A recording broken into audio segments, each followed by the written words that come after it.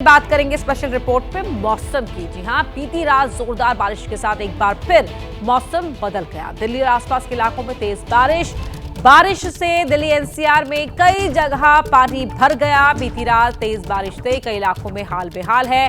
बारिश के बाद जो जलभराव हुआ है उससे ट्रैफिक पर भी असर पड़ना मुमकिन है। और जोरदार बारिश हुई, अचानक से तेज बारिश शुरू हुई, आंधी चली, बिजली कड़की और इस मौसम की करवट ने जो ये मौसम बदला है उसकी वजह से जगह जगह सड़कों पर पानी भर गया। तस्वीरों में भी आप देख सकते हैं किस तरह से यहाँ पर सड़कों पर जलभराव हुआ है। और अब जैसे सुबह आगे बढ़ेगी और फिर ट्रैफिक सड़कों पर नजर आएगा, लोग घरों से बाहर निकलेंगे तो उन ट्रैफिक पर असर पड़ सकता है। इस बात की पूरी संभावना है क्योंकि सड़कों पर जगह जगह पानी भरा हुआ है, जलभराव है। दिल्ली और साथ ही दिल्ली के अलावा एनसीआर की भी बात करें तो तेज आंधी चली, उसके बाद भारी बारिश हुई और इस बारिश के बाद जगह जगह सड़कों पर पानी भरा हुआ है।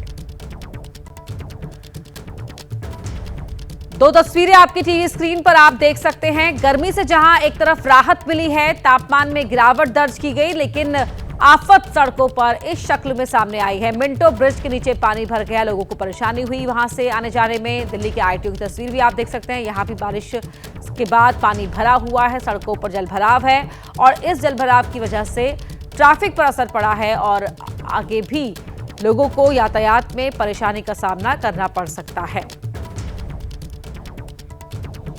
मधिया खान हमारी सहयोगी हमारे साथ जुड़ रही हैं फोन लाइन पर। मधिया, मौसम की करवट से जो लोग घर के अंदर थे वो तो राहत महसूस कर रहे थे, लेकिन बाहर तो ये पानी आफत बनकर बरसा है। बिल्कुल, बहुत ज्यादा बारिश जो है वो दिल्ली एनसीआर में हुई है। लेकिन मैं आपको एक और जानकारी दे दूं कि जो मौसम विभाग है उसने कल रात 10:30 बजे एक रेड अलर्ट जो है वो जारी किया था दिल्ली एनसीआर के लिए, जिसमें कहा गया था कि थंडर स्टॉर्म और साथ ही साथ तेज बिजली, तेज हवाएं चलेंगी, जिसकी रफ्तार जो है वो 60 से 100 किलोमीटर प्रति घंटे बताई गई थी। इसके अलावा ये भी कहा गया था कि जो लोग बाहर हैं वो कोशिश करें कि घर में पहुंचे और जो पक्के मकान है, बिल्डिंग्स है, उसके अंदर ही रहें। यानी कि जो कमजोर बिल्डिंग्स हैं, कमजोर जगहें हैं, कमजोर शेल्टर्स हैं, उसके नीचे जो है वो पनाह ना ले। इस तरह की वार्निंग जारी की गई थी क्योंकि हवाओं की रफ्तार बहुत ज्यादा होने वाली थी और दिल्ली में पिछले कई दिनों से जो डस्ट स्टॉर्म और जिस तरह से तूफानी माहौल रहा है, उसके बाद से ये अलर्ट मौसम विभाग की तरफ से जारी किया गया था। उसके बाद मौसम ने करवट ली, तब्दीली हुई मौसम में और रात करीब 1 बजे से तेज हवाएं चलना शुरू हुई, जिसके बाद तेज बारिश जो है वो पूरी रात कह सकते हैं दिल्ली एनसीआर में हुई है। और तेज बारिश के बाद मौसम जाहिर है दिल्ली में सुहाना हो गया है और कह सकते हैं कि अभी जो मौसम है उसमें ठंडक भी है। लेकिन फिलहाल कहीं कुछ नुकसान तो नहीं है को लेकर, या कहीं कोई पानी वगैरह वाटर लॉगिंग जिसे कहते हैं वो तो जमा नहीं है। ये अब जैसे जैसे सुबह होगी, तस्वीरें साफ होंगी तो और पता चलेगा। जी, और आज के लिए कोई वार्निंग मौसम विभाग की ओर से? देखिए, अभी कोई ताज़ा अपडेट मौसम विभाग की तरफ से नहीं आया है, लेकिन जल्द ही मौसम विभाग की तरफ से बुलेटिन जारी किया जाएगा जिसमें बताया जाएगा कि अभी फिलहाल आगे किस तरह का मौसम दिल्ली एनसीआर में रहने वाला है। लेकिन फिलहाल अभी का अपडेट यही है कि बारिश तकरीबन घंटे भर से दिल्ली में रुकी हुई है। जी मधिया, इसके अलावा भी तस्वीरें हम दर्शकों को दिखा रहे हैं किस तरह से एक बार फिर मिंटो ब्रिज के नीचे पानी भर गया और हर बार ही ऐसा होता है, चाहे वो थोड़ी बारिश हो या ज्यादा बारिश हो। द्वारका की तस्वीर टीवी स्क्रीन पर दर्शकों के है कि किस तरह से पानी भरा हुआ है। हर बार समीक्षा की जाती है, कहा जाता है कि हम तैयार हैं, लेकिन उसके बावजूद भी यही तस्वीर, इस तरह के हालात से ही दिल्ली एनसीआर वासियों को सामना करना पड़ता है। जी, मुझे ऐसा लगता है कि दिल्ली एनसीआर वालों को इस चीज की कहीं ना कहीं आदत हो गई है कि जब भी बारिश होती है उन्हें ये पता होता है कि दिल्ली का ये हाल होने वाला है। लेकिन सवाल तो यही खड़ा हो जाता है कि शासन प्रशासन क्या करता है।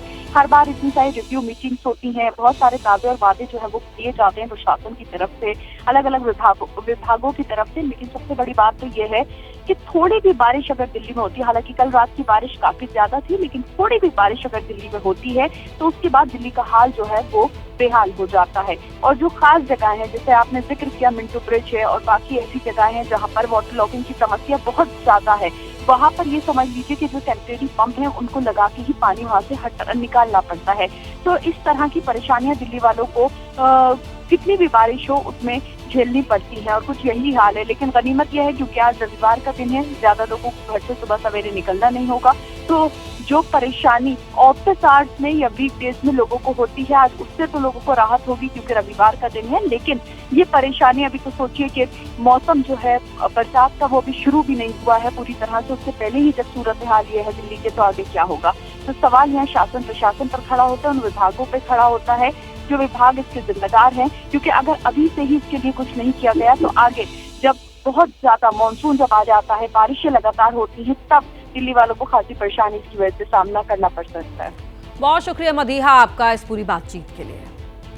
तो 3 तस्वीरें और साथ ही मदीहा खान बताते हैं किस तरह से हर बार दावे होते हैं, वादे किए जाते हैं, लेकिन उसके बावजूद भी जो तस्वीर होती है वो अलग नजर नहीं आती। इस तरह के ही हालातों का सामना दिल्ली एनसीआर के लोगों को करना पड़ता है। दिल्ली एनसीआर में कल तेज आंधी चली, भारी बारिश रात भर हुई है और अब फिलहाल 1 घंटे से बारिश तो नहीं हुई है, लेकिन जगह जगह जो पानी भर गया है वो परेशानी का सबब है।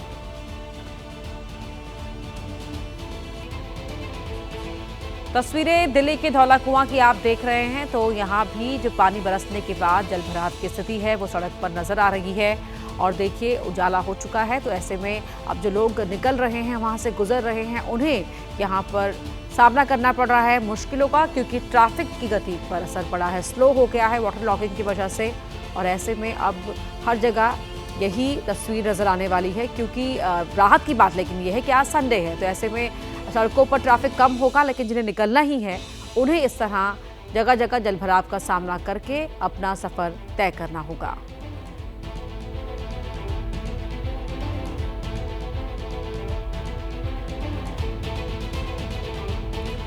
ये अलग अलग जगहों की 4 तस्वीरें आपके टीवी स्क्रीन पर देख सकते हैं। भले ही दिल्ली के अलग अलग लोकेशंस की तस्वीरें हम आपको दिखा रहे हैं, लेकिन तस्वीरों में आपको जो सूरत हाल है वो एक जैसा ही लगभग नजर आ रहा होगा। जलभराव यहाँ पर हर तस्वीर में दिखाई दे रहा है। रात भर हुई बारिश के बाद जो पानी है वो इकट्ठा हो गया सड़कों पर और ऐसे में जो गाड़ियाँ हैं उनकी रफ्तार पर असर पड़ा है। गाड़ियाँ धीमी गति से ही आगे बढ़ पा रही हैं। तो सवाल यही उठता है कि अभी तो मानसून की बारिश ये नहीं है, उसके बावजूद भी अगर बारिश हो रही है और सड़कों पर इस तरह से पानी रुक जा रहा है, तो जब मानसून की बारिश होगी, लगातार बारिश होगी उस समय, तब क्या हाल होगा। अचानक मौसम की बदली इस करवट के बाद जो सड़कों पर हाल नजर आ रहा है वो आप टीवी स्क्रीन पर देख सकते हैं। लोग घरों के अंदर गर्मी से राहत महसूस कर रहे थे, लेकिन सड़क पर जलभराव के बाद ये आफत दिखाई दे रही है। जैसे लोग घर से बाहर निकलेंगे, सड़क पर सफ़र शुरू करेंगे, तो उन्हें पानी का सामना करना पड़ेगा। जगह जगह जो पानी भरा हुआ है, रुका हुआ है। और Minto bridge, ITO, Dwarka, Dhaula कुआं की तस्वीरें आपकी टीवी स्क्रीन पर हैं। किस तरह से यहाँ इन तस्वीरों में आप देख सकते हैं कि जो पानी है वो ठहर गया, जलभराव हो गया और उसकी वजह से ट्रैफिक स्लो हो गया। तो गाड़ियों की मूवमेंट पर असर पड़ा है, वो इन तस्वीरों से साफ जाहिर हो रहा है। पहाड़गंज हो, लाजपत नगर हो या फिर द्वारका, हर तरफ दिल्ली के अलग अलग हिस्सों से जलभराव की जो खबर मिल रही है, तस्वीरें सामने आ रही हैं।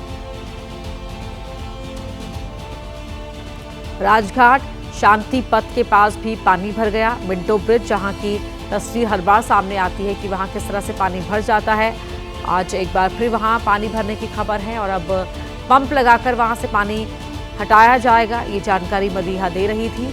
और कई जगहों पर ट्रैफिक जाम की जो स्थिति है वो भी अब देखने को मिल रही है। शांति पथ की तस्वीर आप देख सकते हैं।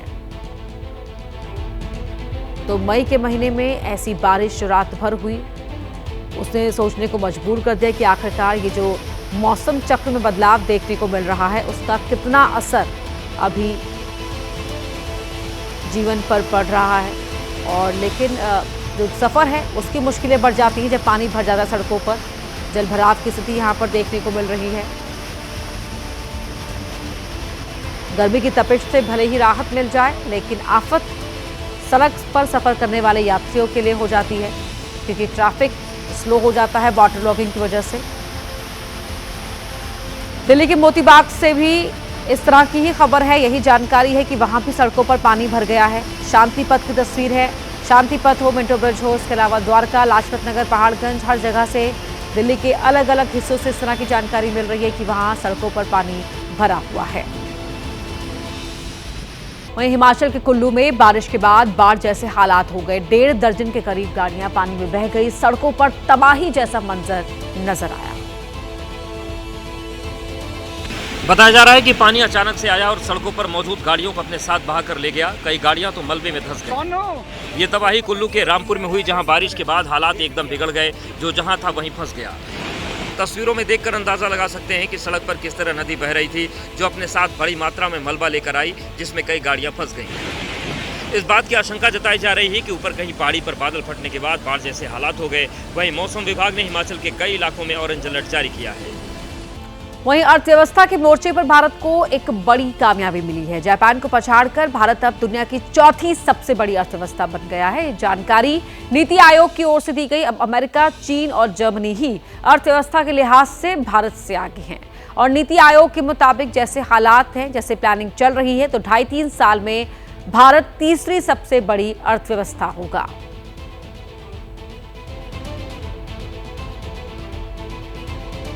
We are the fourth largest economy as I speak.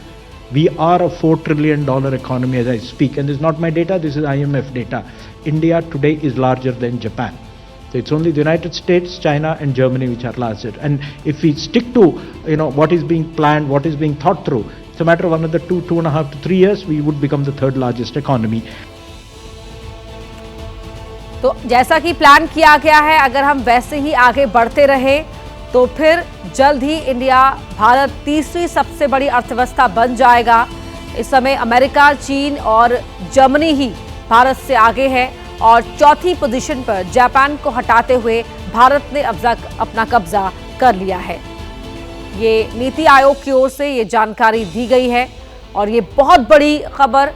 आर्थिक मोर्चे के लिहाज से भारत ने इतिहास रच दिया है, परचम लहराया है कामयाबी का और भारत अब दुनिया की चौथी सबसे बड़ी अर्थव्यवस्था बन गया है। अमेरिका पहले नंबर पर, चाइना दूसरे नंबर पर और जर्मनी तीसरे पर और अब भारत चौथी पोजीशन पर आ गया है। इससे पहले जापान था।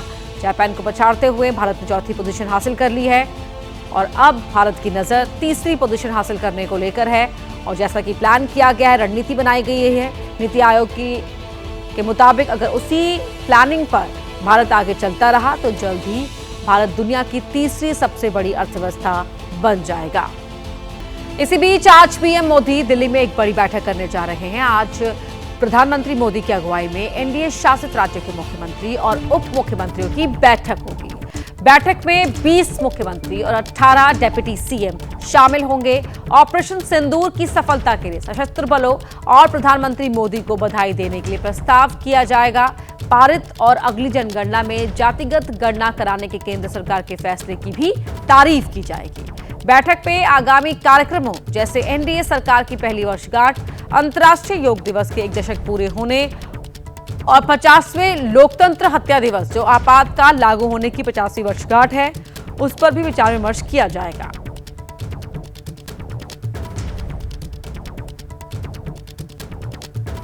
तो सुबह 10 बजे प्रधानमंत्री मोदी की अध्यक्षता में ये बैठक होगी। ये बड़ी बैठक होने जा रही है। इस बैठक में देश के सभी बीजेपी शासित राज्यों के मुख्यमंत्री और उप मुख्यमंत्री इसमें हिस्सा लेंगे।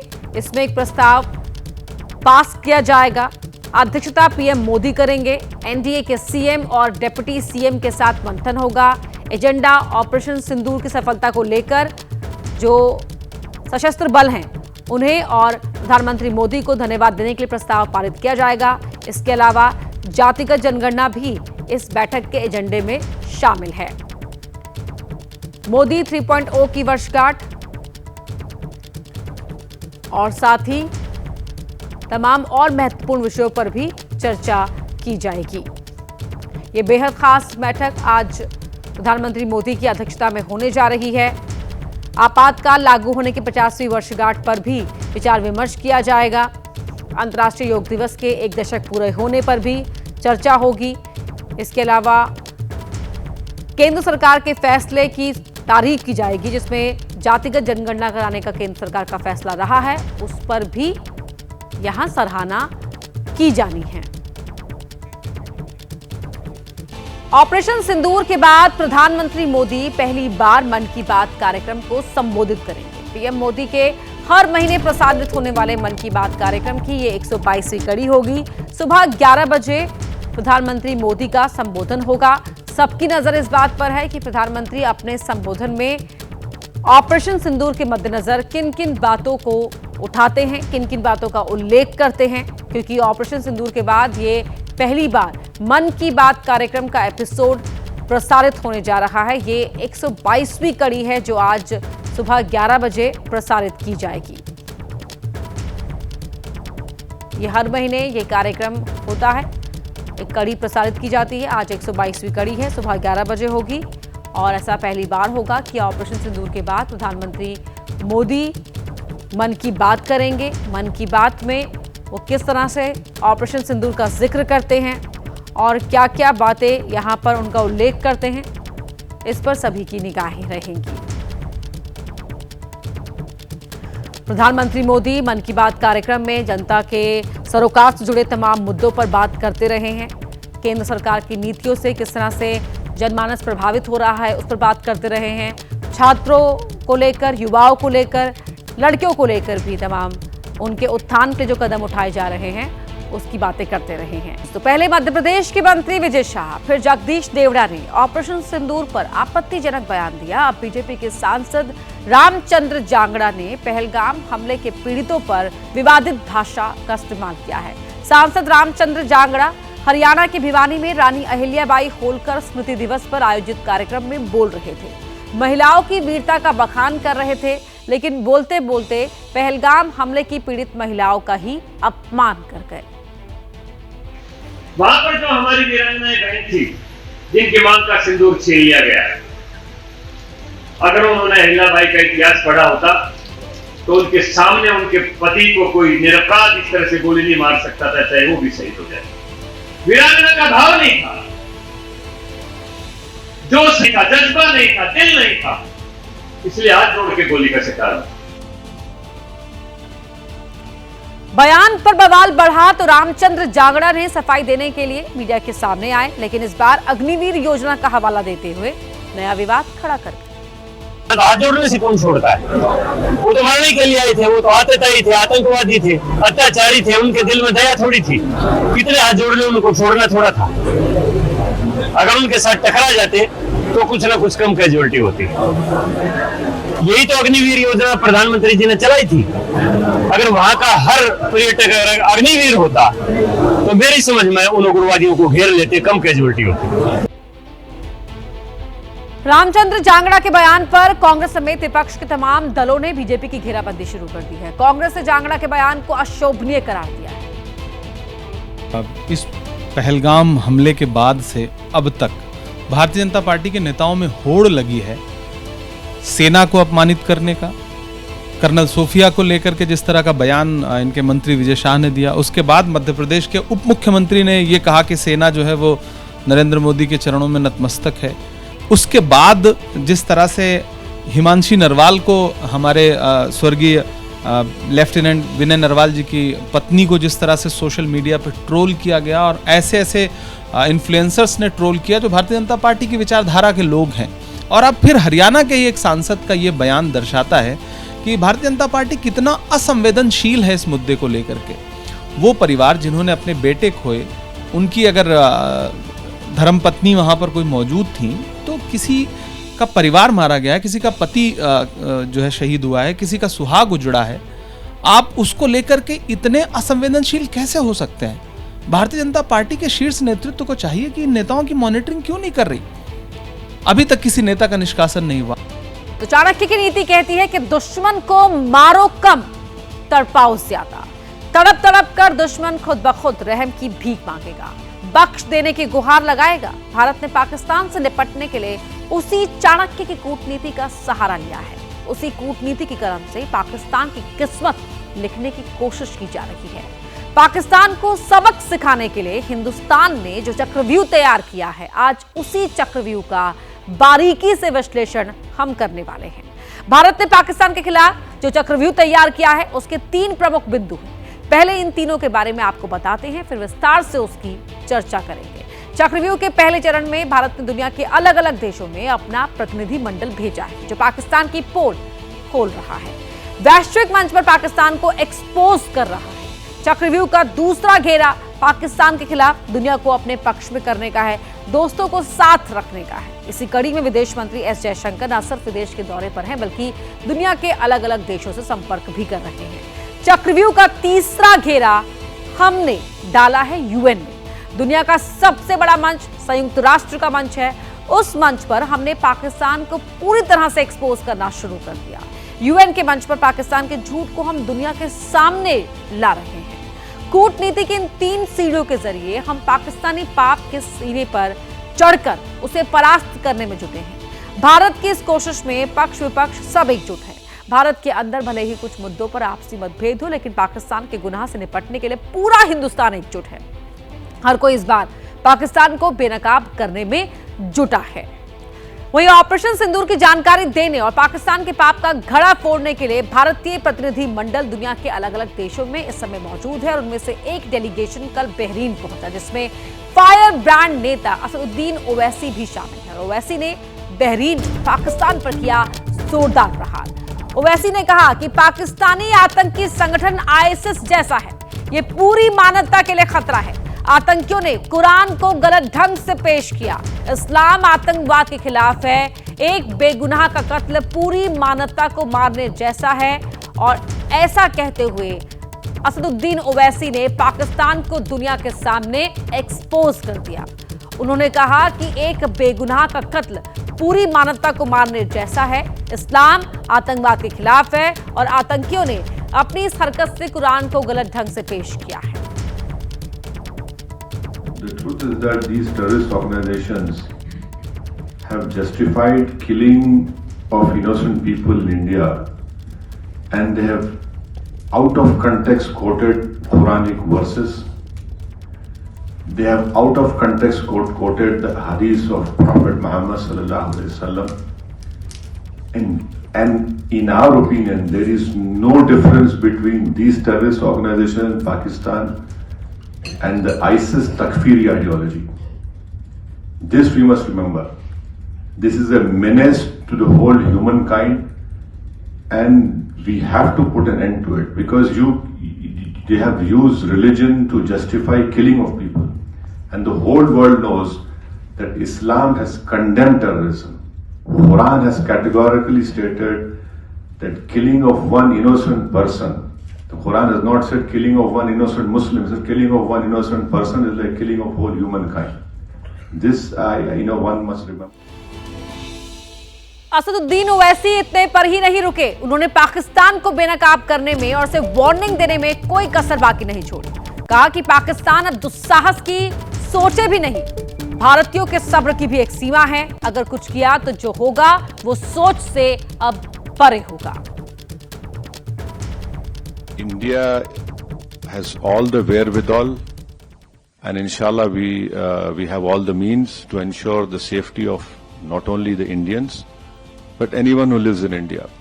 Because if you see on the 9th or 10th of May, when Pakistan unleashed whatever it had, no amount of damage happened. Technology, all our warfare was able to stop whatever was thrown from a failed state like Pakistan. Our government has taken all the steps to protect the life and limb of every Indian, and this government has made very clear. Next time you take up this misadventure, it will be beyond what they are expecting. See, we don't want to reply in that way.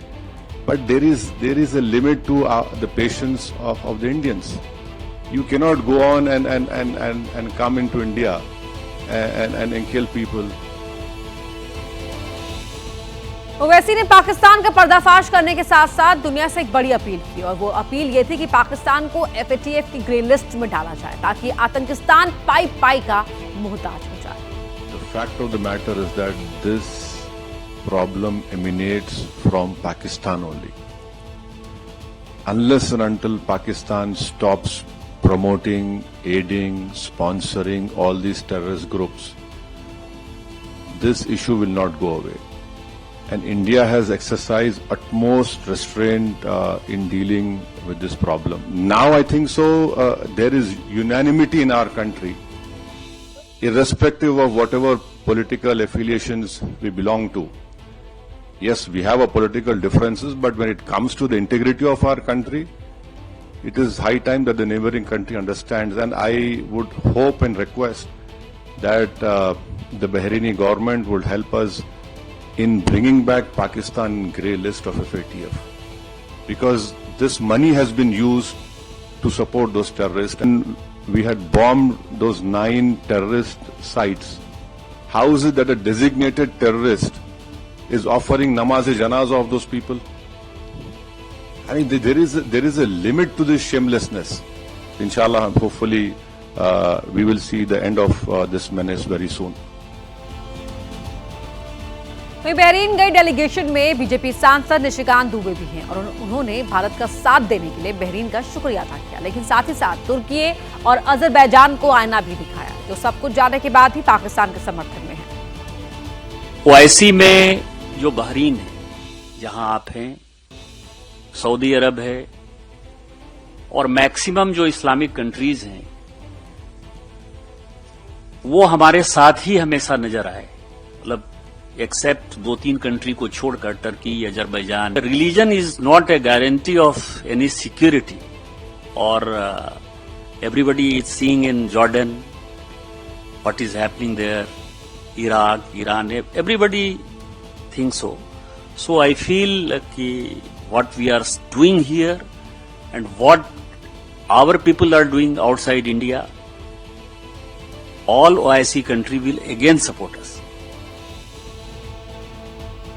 Bharat की एक team Japan भी पहुंची, वहां के नेताओं, अधिकारियों, भारतीय समुदाय के लोगों के साथ पत्रकारों से बात भी की, भारत के रुख की जानकारी दी और पाकिस्तान का जो झूठ है और जो आतंकी चेहरा है उसे बेनकाब किया। जापान के दौरे पर गए संजय झा के नेतृत्व वाली टीम में टीएमसी के सांसद अभिषेक बैनर्जी भी शामिल हैं। अभिषेक बैनर्जी के जापान में दिए बयान की खूब चर्चा है। अभिषेक ने आतंक को, पागलकुत्ता और पाकिस्तान को उसका जहरीला पालक बताकर हमला बोला। अभिषेक बैनर्जी देश की राजनीति में भले ही बीजेपी के विरोधी हैं, लेकिन जब बात भारत की है तो कैसे उन्होंने टोक्यो में पाकिस्तान का पर्दाफाश किया है, उसे सुनिए। पाकिस्तान हर बार यही दिखाता है कि हम विक्टिम बन गए। भाई, हम पड़ोसी तो नहीं चुन सकते, पड़ोसी कोई नहीं चुन सकता। आप जिस घर में रहते हो उसके बगल में जो घर है, आप पड़ोसी देख के तो घर नहीं लेते हो, आपको मिलता है, आपको पसंद आ जाता है, आप लेते हो। मान लो घर आपने लिया, अब रहना चालू किया, हर 2-4 दिन बाद कोई ना कोई पड़ोसी आपके घर के बाहर कचरा फेंक के चला जाता है।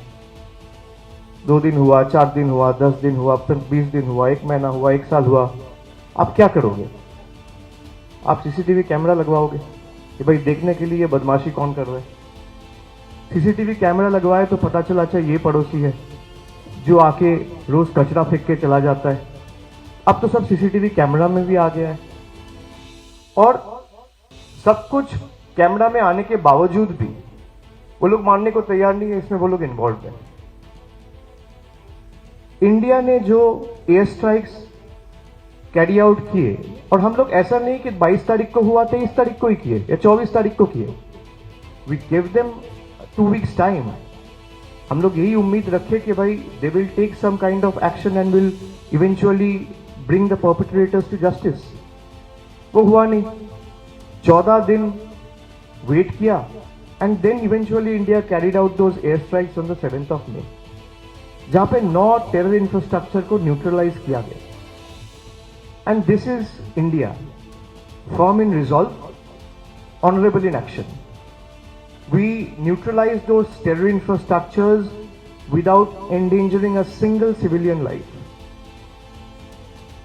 और जहां पे प्रिसिशन स्ट्राइक किए, जो जिस टेरर कैंप्स को डिस्ट्रॉय किया गया, जहां से अजमल कसाब का ट्रेनिंग हुआ था, who was the prime accused of 2008 Mumbai attacks. वो एक एक करके 9 टेरर अटैक्स को हम लोग न्यूट्रलाइज किए। अब सारे दुनिया में हम जाके ये फोटोज दिखाने वाले हैं to expose the actual face of Pakistan. तो पाकिस्तान जो झूठा नैरेटिव गढ़ने की कोशिश कर रहा है, उस नैरेटिव का जवाब देने भारत की टीम दुनिया के अलग अलग मुल्कों में है। संजय झा के नेतृत्व वाली इस टीम में कांग्रेस के सलमान खुर्शीद भी शामिल है। पूर्व केंद्रीय मंत्री सलमान खुर्शीद ने जापान से पाकिस्तान को बेनकाब किया। वो दो अलग अलग जो विचारधाराएं थी, उस विचारधारा को आज भी वो लेकर अपना राह पर लागते हैं।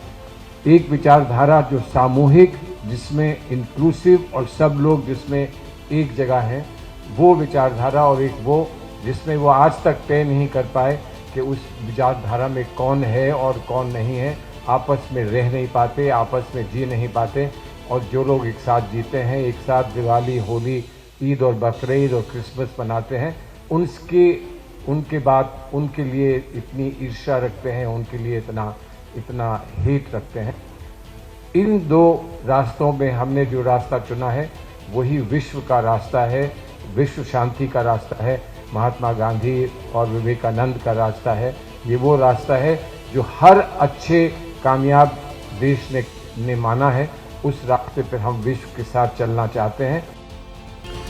और अब आपको दिखाते हैं तस्वीरें किस तरह से दिल्ली एनसीआर में बीती रात जो मौसम ने करवट ली, उसके बाद का हाल जो सड़कों का है वो आपको दिखाई दे रहा होगा। किस तरह से जगह जगह पानी भरा हुआ है। जल भराव की तस्वीरें दिल्ली के अलग अलग हिस्सों से देखने को मिल रही हैं, जिसका असर ट्रैफिक पर पड़ा है और गाड़ियों की रफ्तार स्लो हो गई है। बीती रात मौसम ने ऐसी करवट ली कि घर के अंदर लोगों को राहत महसूस हुई, लेकिन सड़क पर ये पानी आफत बनकर बरसा है। धौलाकुआं की तस्वीरें आपके टीवी स्क्रीन पर है।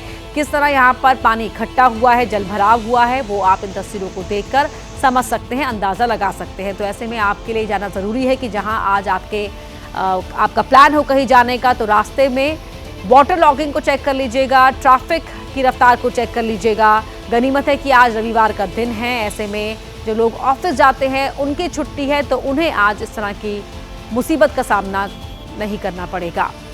लेकिन दिल्ली की धौलाकुआं हो, लाजपत नगर हो, द्वारका हो, हर तरफ ऐसी तस्वीर देखने को मिल रही है, जहां बारिश के बाद सड़कों पर पानी इकट्ठा हो गया है और जल भराव की वजह से गाड़ियों की रफ्तार धीमी हो गई है। तो दिल्ली और आसपास के इलाकों में तेज बारिश हुई। दो तस्वीरें आपके टीवी स्क्रीन पर है। एनसीआर में भी कई जगह जल भराव हुआ है। बीती रात तेज बारिश से कई इलाकों में हाल बेहाल हो गया है। बारिश के बाद जल भराव से ट्रैफिक पर असर पड़ा है। दिल्ली की धौलाकुआं की तस्वीरें हैं। मिंटो ब्रिज के नीचे भी पानी भर गया है और इसके अलावा द्वारका, राजघाट, शांति पथ के पास भी सड़क पर जल भराव देखने को मिल रहा है। जमकर बरसे हैं बादल, लोगों के लिए राहत बनकर भी आए, क्योंकि गर्मी की तपिश से लगातार लोग परेशान हो रहे थे। तो मौसम में ठंडक हुई है, लेकिन सड़कों पर जो जलभराव हुआ है उसने परेशानी को बढ़ाकर रख दिया है।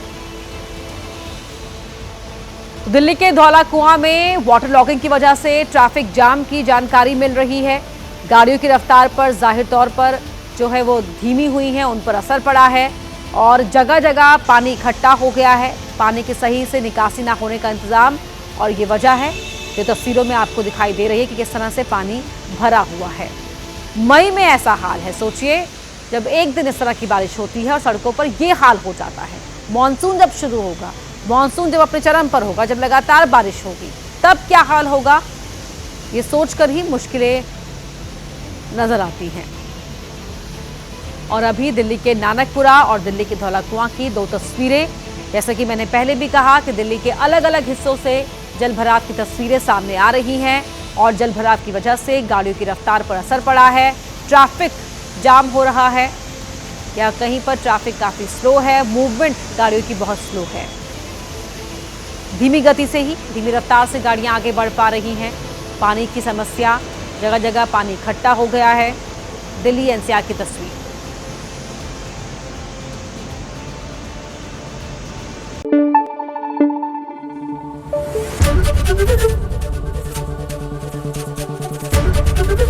एबीपी न्यूज आपको रखे आगे।